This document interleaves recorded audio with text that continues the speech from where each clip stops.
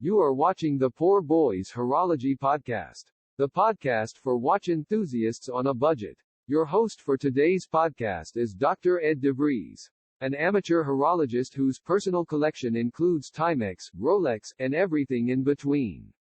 If you are interested in dive watches, dress watches, designer watches, military watches, automatic watches, hand-winding watches, quartz watches, or pocket watches, the Poor Boys Horology Podcast is about to become your favorite podcast. So click like and subscribe. Then sit back, relax, and enjoy today's episode of the Poor Boys Horology Podcast. And it is New Year's Eve, December 31st, 2020. The year will soon be over, and some of you are asking, Dr. Ed, why did you wait so long to put out your December issue of the Poor Boys Horology Podcast? It's been a very busy Christmas and holiday season for me, but on today's podcast, what I want to do is I want to take you through some of the watches that I've received as Christmas presents, and I want to review one of those watches in particular, and it's the one that I'm wearing. So let's do the quick wristwatch check. And the watch that I am wearing is the Skmei 1016. It is the Army Green issue. And this is the same watch that is issued to soldiers in the Chinese military. It is basically, some say it is a knockoff of the G-Shock Rangeman. But it is not. It was actually designed by Skmei for the Chinese military. Although there are a lot of similarities between the Skmei and the Rangeman. This is an S-Shock, whereas the Casio is a G-Shock. But that's what I'm wearing today, and that's a watch that I'm going to review a little bit later in the program. But before I do that, let's talk just a little bit about the 4 watches that I received this year for Christmas. Extra, read all about it! If you're like me, and I'll bet you are, you like to be on the cutting edge of honest news and accurate information. 26 times a year, the American Free Press newspaper can be delivered to your door, packed with the kind of uncensored news that I know you're going to appreciate.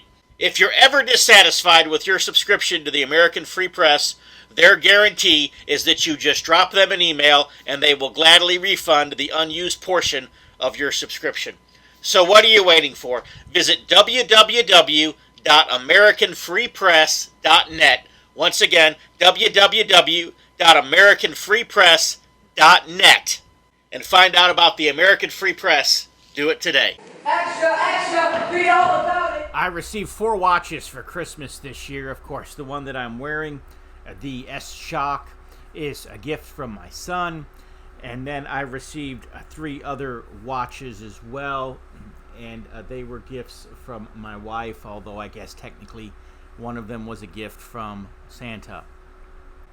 And the gift from Santa was a Vostok Amphibia. It is the Scuba Dude. I've got a lot of amphibias in my collection, but I've never had a Scuba Dude. And, for years I've been saying, I'm going to get a Scuba Dude. I never pulled the trigger on getting the Scuba Dude. And so my wife knew I wanted a Scuba Dude. She knew I was looking for a watch that could go on an orange strap, because Jay Cook had sent me for my birthday. Not only did he send me the Casio Duro that I've talked about on the last couple of podcasts, he had sent me 2 straps, a red one and an orange one, to go with that Duro. Of course, I've been wearing the red strap on the Duro, and it's like, I need a watch for an orange strap. I really don't have a watch with any orange in it. And my wife saw that, and so she bought me the Scuba Dude, and she bought me a Scuba Dude with an orange Scuba Dude, which is kind of cool. Now, the predicament that I have with this watch is I'm debating, do I get a orange bezel, coin-edged orange bezel, that would make this look more like a traditional diver. Marinome, they're the Russian company Marinome. They make such a bezel that I can put on this watch. Or do I just leave the bezel that's on it? This is the first and only Vostok in my collection that has that original Russian bezel on it. I've always replaced them with the with the Seiko SKX style bezels, which also fit on the watches. And they make one for this watch, and it's orange, and I'm debating. I haven't decided yet. I kind of like the bezel that's on it, but I would also like a more traditional dive bezel as well. And so I'm kicking that around, haven't made a decision just yet. And then another watch that I received this year for Christmas was what I will call the Pagani Designs Mocktail Time. It is a homage to Seiko's Cocktail Time watch. You'll see her and I picked out this watch and this band. And so you'll see that I picked out the dress model with the stainless steel band. And I like this band a lot. It's a really classy looking watch. In fact, I had strapped it to my wrist on Christmas morning. And I think sometime in the afternoon, my wife had said something to me to the effect of, you're wearing pajamas and a dress watch. And so she kind of told me, put it in the watch box and, wear that one with the suit. Wear it as a dress watch. It doesn't do casual well. That said, I think it's because I like the design more than she does, obviously. And I think that was part of it. But anyways, so the Mocktail Time went into the watch box, and it's been there now for a few days. But the Vostok Amphibia, I strapped that on Christmas afternoon and was wearing it until yesterday. And here in just a bit, I'll tell you the story of why I changed watches yesterday and put on this S-Shock. But before I do that, let me give you the fourth watch that I picked up this Christmas. And this is something that I've wanted for a number of years. And I'm just now getting a hold of it. And it is a 1963 Seagull. This is the watch that the Chinese military used to issue to its Air Force pilots. And of course, this one wasn't made in 1963. They brought those watches back into manufacture. So it's a newly manufactured watch that's made to the specs of the 1963 Seagull. I guess that makes it a homage watch, but it's actually made by the Chinese. It's actually made by Seagull. So, you classify it how you want to classify it. It's just a really cool military watch. And this one came with two straps. It came with a leather strap, and it came with a green canvas NATO strap. And I put the leather strap in with my box that I have my other straps and bands and so forth in. If I ever need a replacement band for something, I'll have it. But I chose to put this on the strap, on the canvas strap. Now, there's a little secret about both the Mocktail Time and the Seagull, and that is that I was actually in possession of them and had unboxed them back in November. And of course, I wound them for several days just to see how they would run, and they performed well. They passed the test, so I can give them positive reviews. But I didn't actually wear them. The Seagull, I would wind it every morning, and then I would wind it again before I go to bed at night, and it just sat on my desk, and I just wanted to see, would it stop? Would it keep going? And so forth. And again, I can give both of those watches a great review, but neither one of them actually went on my wrist until Christmas morning. I had to take a link out of the bracelet of the Mocktail Time, and I did that on Christmas morning. Anyways, those were the four watches that I received for Christmas.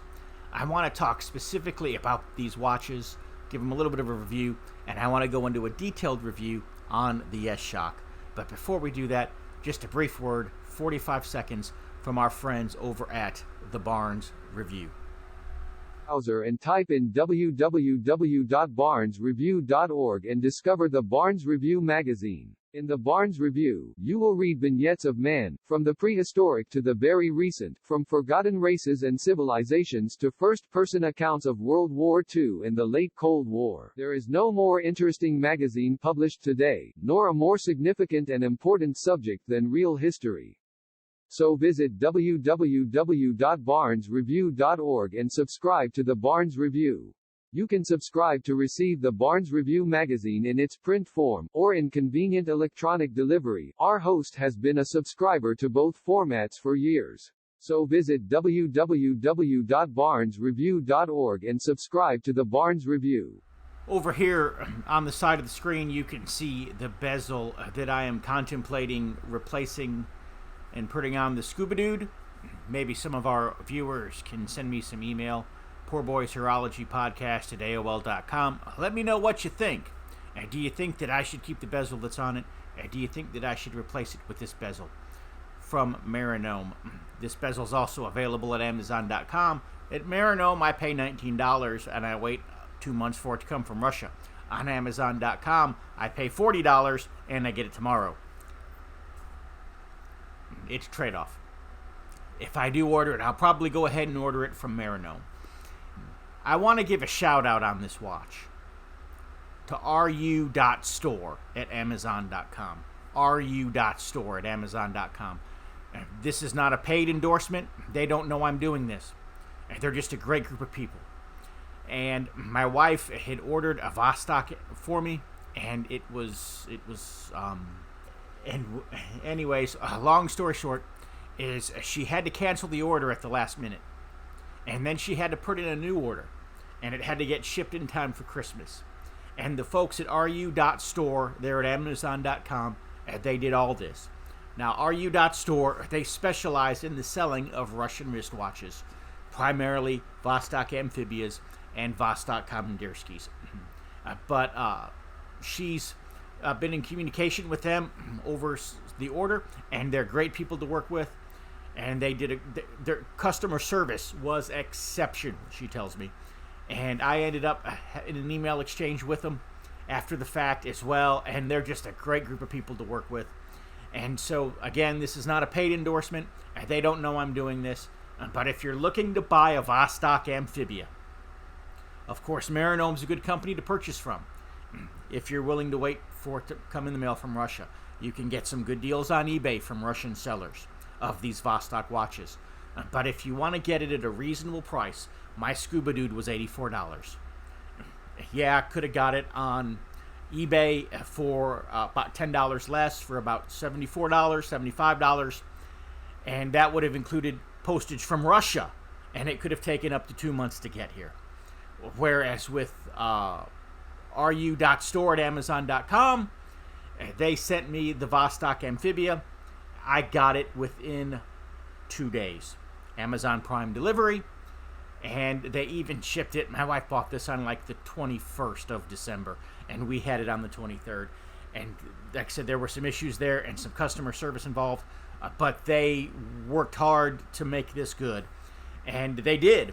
And they're great people to work with, and I can't say enough nice things about them. I can't recommend them enough.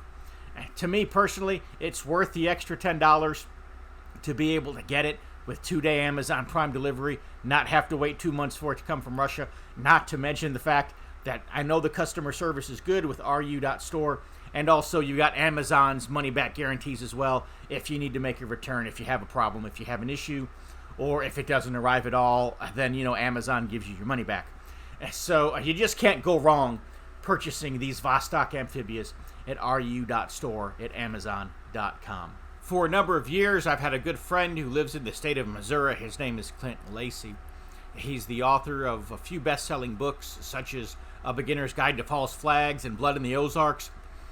And he's also a subscriber to this podcast. And now I'd like to welcome him to our family of advertisers. Clint has established what's called Foothills Media, and it's a publishing company. And Foothills Media has contracted to advertise here on the Poor Boys Horology Podcast for the entirety of the year 2021. So we will have 12 more episodes of the Poor Boys Horology Podcast. If for no other reason, because I'm contractually obligated to have episodes to put Foothills Media's advertisement in. But I'm pumped, I'm hyped, I'm excited about doing the 2021 episodes of the Poor Boys Horology Podcast. And so we're going to have some great material and some great episodes for you in the coming year. But I always like to do a little bit of extra for anybody and everybody. The Bible says, as much as you're able to do good unto all men, especially those of the household of faith. And so I always like to do a little bit of extra when I'm able to do that. And so what I'm going to do for Foothills Media is, even though their advertising was paid for the year 2021, we're going to go ahead and we're going to welcome them to the Poor Boys Horology podcast right now. I'm going to insert their advertisement in. It's going to run for the next minute or so, and then we'll be back, and I'm going to give you an in-depth review of this Chinese Army watch, this S-Shock that I'm wearing on my wrist. And you're going to be surprised at some of the things that I'm going to tell you. Stay tuned.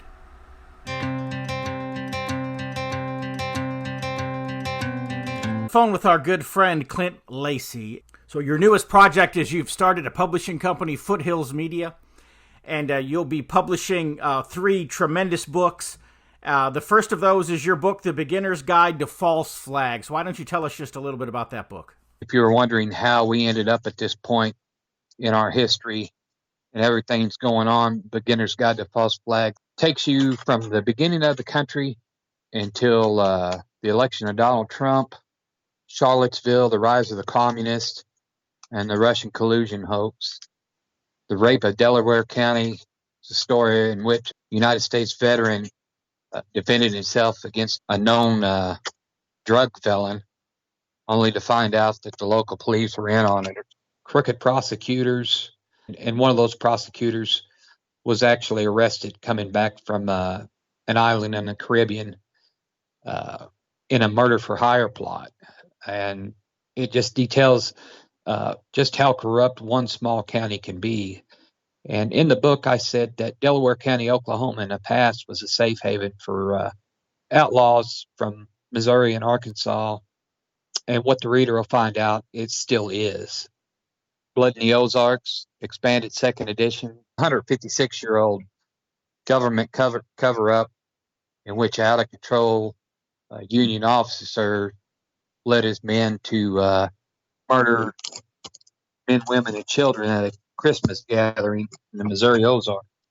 I founded Foothills Media in 2019 because I'm dedicated to bringing you the truth. Thank you, Clint. I know that our listeners are going to want to check out Foothills Media, so tell them how they can do so. Well, you can visit us at foothillsmedia.net, and that will take you to our website where you can browse the books, read our blog posts, and catch up on news that you won't find anywhere else in the mainstream media. foothillsmedia.net.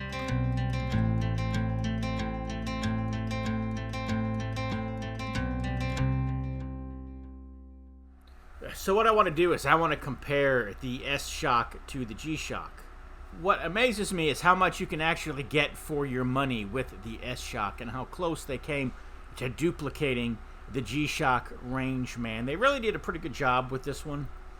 And I'm not going to talk about all the specs and the fit and finish of the S-Shock because there aren't a lot of specs to talk about, not a lot of features and functions. It's just a really, really simple, super inexpensive watch that I was really impressed with its performance. Now, this watch came with a really nice manual. A lot of times the Chinese watches don't come with a manual. This one did come with a really nice manual. I would read the manual to you, but it was in Chinese and I don't want to bore you. But this is a very simple watch to set. One of the simplest watches you'll ever own. It's by a company called Skmei, S-K-M-E-I. And they call this the S-Shock. And really, it's not a bad watch for what you pay for it. My son got this for me on Amazon. He paid $13.99 with free 2-day Prime shipping. I did look, and there's another seller on Amazon, and he's selling the watch for the amazingly low price of $8.99, also with free shipping. Of course, the difference is it's 2-week shipping because the watch is shipping directly from China, whereas the $13.99 seller is giving you Amazon Prime shipping so that you get it within 2 days. And so this is a very inexpensive watch, but let me just say it's worth what you pay for it. There really are some amazing things about this watch. I don't hesitate to use the word amazing, but at the same time, I was able to compare this to a friend of mine's actual G-Shock Rangeman, And the side-by-side resemblance of these two watches was actually scary. I mean, the S-Shock, the Skmei, they got the proportions dead on. And so, if you didn't know, if you were looking at a distance, you would not be able to tell the difference between the S-Shock and the G-Shock. You would think that you were looking at a real range man on somebody's wrist. Now, the S-Shock, the Skmei, doesn't have the solar power. It's not radio controlled. There's no thermometer or barometer. There's no sunrise or sunset. None of those features that make the G-Shock a $199 watch. The S-Shock is just an inexpensive quartz watch, but it feels decent. It's got a good weight to it, and it doesn't have all the features of the $199 or $250 counterpart, the G-Shock, but for $8 with free shipping, you just can't go wrong with this watch. Has a multifunction button on the side, which on, of course, the G-Shock does a number of things. Here in the S-Shock, it's just there for show. There's a mode button down there that cycles through your stopwatch, your alarm, and your time setting, which are the only features of the S-Shock. It also has great illumination. It's got a light button on the side, and then there's also the button there at the bottom center of the watch. You see that there? You wonder what that's for. It lights it up. The illumination is really good on this watch, and I was amazed at how well the watch illuminated. In fact, I think the S-Shock might actually illuminate better than its G-Shock counterpart. I know that this Skmei illuminates a lot better than a lot of Casio watches do. Of course, on the Real Range Man, there's some markings over there on the LCD screen that you don't see, such as for the radio control and so forth. But pretty much, they got most all of the markings amazingly accurate. And just looking at the face of the watch, you know, the day, the date, the time, the AM, the PM, and so forth, it looks the same. The way this looks in comparison to the G-Shock Rangeman, it's really scary.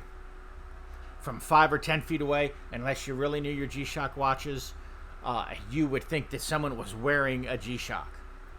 Now, you get 100 meters of water resistance in the G-Shock. The S-Shock only shows to be water resistant to 50 meters. But then again, according to the Chinese Army manual, you can do light swimming in it, but they do not suggest diving.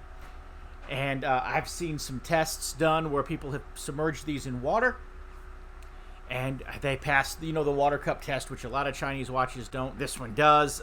And also I've taken a few showers, 3 showers in this watch now, and it has performed admirably. No problem at all. Of course, the manual does tell you not to depress the buttons when you are underwater. And so I didn't dare press a button while I was in the shower. But otherwise, it's held up great in the shower. And of course, the G-Shock, you should be able to press the buttons underwater and so forth. I would not recommend that with the Skmei, because after all, even the Chinese military tells its soldiers don't do that. It's got a rubber strap here, and it's got 2 notches for every basically link or every extension on the watch, and so it's going to hold on your wrist. It's going to stay in place. It's amazingly comfortable. On the back, as you take it off, you see that the back plate is held on with 4 screws, and so it is securely on there. And there's even a really nice hologram sticker that comes on the back plate as well. Again, for $8, you just can't go wrong. It'd be an ideal watch for your child, if something that I think would be pretty indestructible for them. It'd be hard for them to smash up. The truth is I'm going to wear this one myself because I really like it. I like military watches, and you've heard me say before that I'm not really a fan of the G-Shocks, and so that's why I had actually asked for this watch as a Christmas present, because it would give me a chance to decide, because it's a very G-Shock-like watch. I wanted to see what it was like, decide if I liked wearing it, if I didn't like wearing it. It wouldn't cost a lot of money. To be really honest, I'm so happy with this watch. I don't know that I'll ever spend the couple of $100 for the actual G-Shock. I'll probably just keep wearing this Skmei. I'm very happy with it. It actually looks good on my wrist. It's comfortable on my wrist. This watch has taken me from being someone who has said many times, not a fan of G-Shock, not a fan of G-Shock, not a fan of G-Shock. And this watch has made me a fan of the G-Shock, even though it's not actually a G-Shock.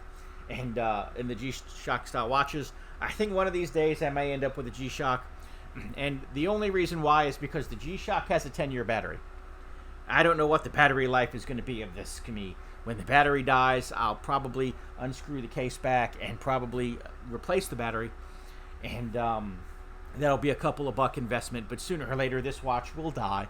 And when it does, I might just replace it with the actual G-Shock because I'm enjoying wearing this watch that much. Now, what I found interesting was the tag that came on the watch. And it shows 198 yuans, and that is about $1.89 in American money, which means that if they can sell this in China for $1.89, it probably doesn't take more than 40 or 50 cents to make the watch. And so it's amazing that something that is manufactured so inexpensively could be such a good replica and could be made of such quality and could have such that it could just be this good of a watch. And so I'm not going to tell you this is a piece of Chinese junk. It's not. Is it cheap? Oh, absolutely. And I guess if anything, that is one of the things that makes it so charming, is that you can get this kind of quality from a watch that it costs so little. I mean, the fact that it's such an inexpensive watch, but yet I wouldn't be afraid to swim in this. I wouldn't go diving in it. I don't know that I would swim for an extended period of time in it. I'm definitely not afraid to take a shower in it. And like I said, I've taken several showers in it now, at least 3, and not a problem whatsoever. Not afraid to work in water with it. And let me tell you the story of why I put it on in the first place. I put it on yesterday. I took the Scuba Dude off. I've been wearing it for almost a week. And I took the Scuba Dude off because I had to do some really serious work yesterday. I had to chop down some trees, had to burn those trees. I was going to have a big bonfire, basically, a big fire of multiple trees, a fire that I knew I was going to have to go inside of it because we were actually clearing, not only cutting down trees and then moving those trees to another area where we wanted to clear a bunch of stuff on the property. And I knew it was one of those things where I was going to have to be going in and out of a fire. And I knew it was going to be an intense heat situation. I mean, the kind of heat situation that would probably destroy a watch. And I know it's a shame. And, my son had literally just given me this watch less than a week before for Christmas. And I told him, I said, you know what? I said, it's up to you. I said, I want to see what this watch does. But, it might ruin it. And then it ruins the Christmas present you gave me. And he told me, he said, no, Dad. He said, I want to see what it does too. And so I wore this watch all day. I wore this watch, tending a fire, going into the fire, if you will. And it literally, I'll just say it, it literally burned my jacket off of me, okay, at one point. But yet the watch survived being set on fire, and it still looks like new. Mine in army green because, again, I really like the military watches and the look of military watches, and these army green ones, and also some like sand gray ones are the ones that are issued to the U.S. military. These army green ones are the ones that are issued to the Chinese military. And so I wanted that military color, but they come in an array of colors. They come in blues, they come in blacks, they come in greens, they come in grays. They even have one that's rainbow colored. I guess if you're into that stuff, I don't know. Maybe you also like My Little Ponies and strawberry shortcakes. And so the rainbow color is for you, but I like this army green. But it comes in a multitude of colors. And so whatever color you like, you can get this watch in. Anyways, I've got another dear friend. His name is Harold Hestovich Scharnhorst, and he lives in the Badlands of Montana. And he has written a wonderful book, and he also has become an advertiser here on the Poor Boys Horology podcast. So I'd like to welcome him to our advertiser family as well. And for the next few minutes, want to talk about his wonderful book, An Immigrant Remembers, and then we'll be back for the closing segment of the Poor Boys Horology podcast.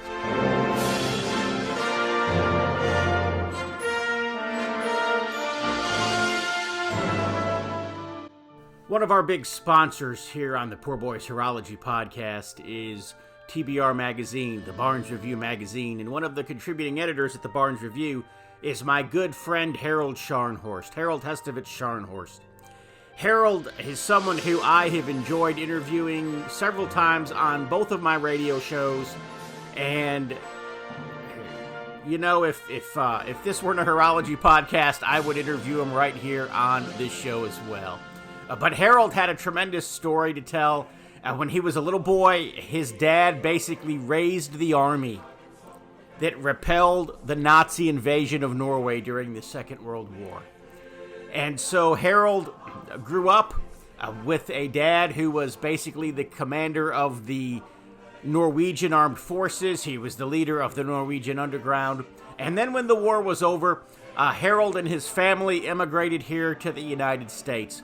And Harold ended up enlisting in the United States Army. He ended up working some very interesting jobs.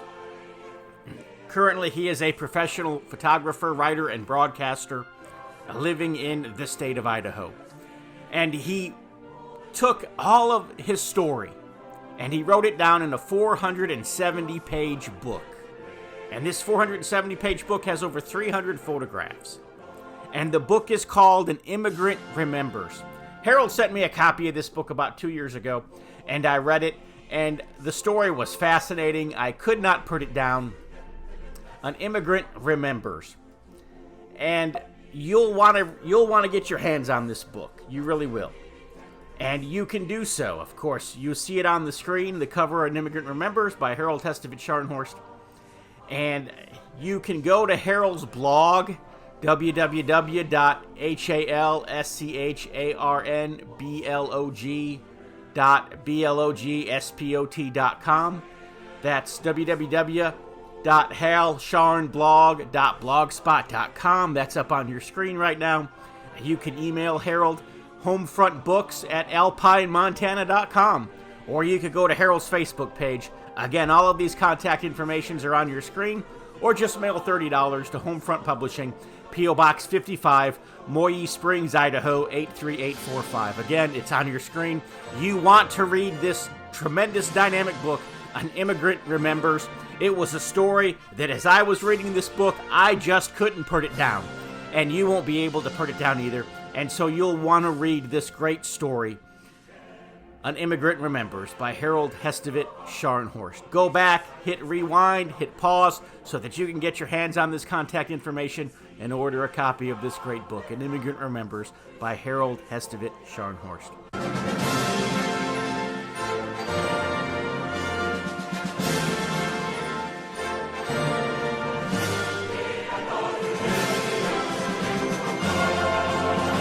Remember the November podcast, and I made the comment, I said that I needed someone to commit to advertising in the 12 episodes of 2021 for me to continue this show. It wasn't that I wanted to stop doing the show, it's just that, you know, you can only do so many things with your time. You only have so much time to work with, and so I needed to know that there was somebody who would put some support behind this and, you know, say, hey, Dr. Ed, we love what you're doing, keep doing it, and, you know, that they would say that with a little bit of money. And for what we're charging for advertising, I said $150 a year for the 12 podcasts, and actually we're giving people 13 because we're putting those advertisers into the December issue as well. But $150, that's tremendously inexpensive. I'm not getting rich here doing this. I'm going to have a lot of hours into these 12 episodes, but you know, it just needed some positive encouragement there, and I got it not from one advertiser, but from two. And so I'm so excited to welcome two new advertisers to the Poor Boys Horology podcast, and welcome Clint Lacey and welcome Harold Hestovich Scharnhorst. Thank you. And of course, if anybody else wants to advertise in the show, send me an email, poorboyshorologypodcast@aol.com, and let's work something out, and we'll get your advertisement in here, and we'll be able to basically lengthen the podcast. I'll have to have more material, and so we'll have to have longer podcasts with more material and more content in them. but that'll be a good thing for everybody. Anyways, I'm hyped about 2021. It's got to be better than 2020 was, and I'm excited about doing 12 more Poor Boys Horology podcasts. Anyways, I hear my wife calling. It's New Year's Eve, and she's making me a great dinner, grilling some steaks. I picked up some oysters earlier today, have some shrimp. It's going to be a great New Year's Eve dinner, and I'm looking forward to it. So I need to go and eat it.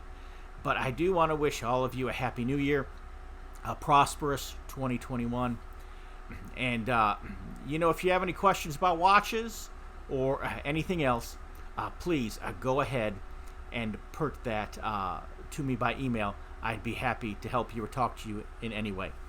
Going to throw something up on the screen here. It's the last thing. This was a Christmas gift that I gave to my wife. Normally, I would give her a watch every year at Christmas. I give her some kind of a watch. This year, I gave her a big wall clock because we've been looking at this bare spot on our wall, and she's been telling me she would really like a clock. And so I'll leave you with that image, and I will leave you with the choral scholars of the University College of Dublin singing Auld Lang Syne, or Should Old Acquaintance Be Forgot, the traditional New Year song. Again, Happy New Year. God bless. I'll see you again in the month of January.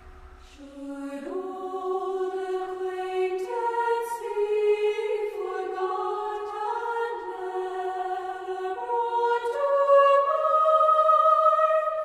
Should old acquaintance be forgot and Lord Lang Syne?